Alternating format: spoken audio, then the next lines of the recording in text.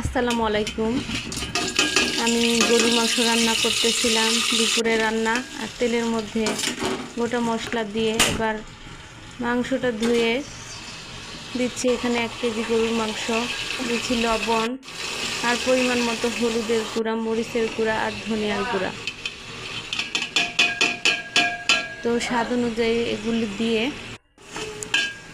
লবণ দিয়ে আমি ভালোভাবে নেড়ে চেড়ে মিশিয়ে নিচ্ছি। মিশাটা খুবই দরকার।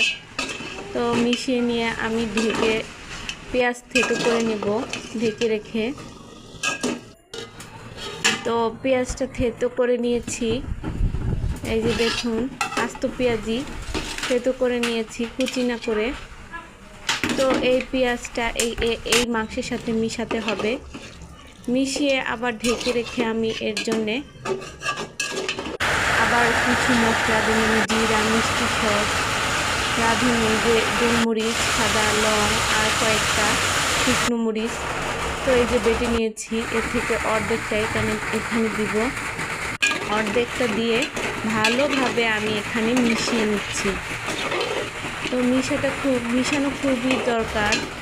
তো মিশিয়ে আমি আবারও ঢেকে রেখে দেব। তো ঢেকে রেখে এই দেখুন এই পাশে আমি রান্না করতেছিলাম গরুর ভুঁড়ি।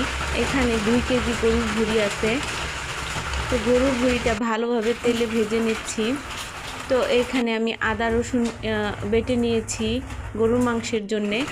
আর আদা রসুনটা দিয়ে আমি আবারও ভালোভাবে মিশিয়ে নেব। তো আমি রান্নার আগে কোনো প্রস্তুতি করে নেই, এভাবে একটু পর পর মশলা বেটে দিচ্ছি। তো এটা হচ্ছে দুধ নষ্ট হয়ে গেছে, তো সেইটা আমি ছানাটা বেটে এই মাংসের মধ্যে দিয়ে আর শিলপাটাটা ধুয়ে একটু পানি দিয়ে ভালোভাবে কষিয়ে নেব।